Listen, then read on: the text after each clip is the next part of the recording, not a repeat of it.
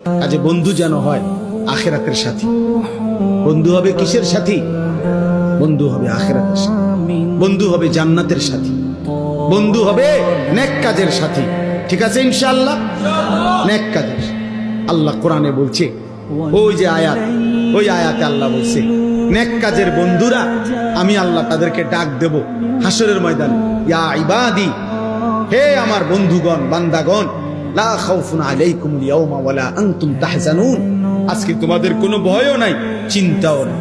এরপরে আল্লাহ বলবে উদখুলুল জান্নাতা আনতুম ওয়া আজওয়াজুকুম তুহবারুন। বাহ! আল্লাহ বলবে তোমরা যারা নেক কাজের বন্ধু ছিলা, তোমরা বন্ধুরা একে অপরকে হাত ধরাধরি করে গলাগলি করে আমার জান্নাতে ঢোকো। খোদার কসম, এটা কোরআন শরীফ। হ্যাঁ, এমনকি এই আয়াতের তাফসিরে আছে যে স্বামী স্ত্রী তারাও মূলত বন্ধু।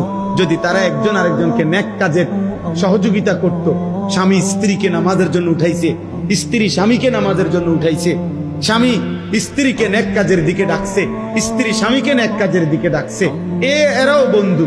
আল্লাহ তাআলা বলবেন এই স্বামী স্ত্রী তোমরাও খুশি খুশি গলাগলি করে হাত ধরাধরি করে তোমরা জান্নাতে ঢোকো।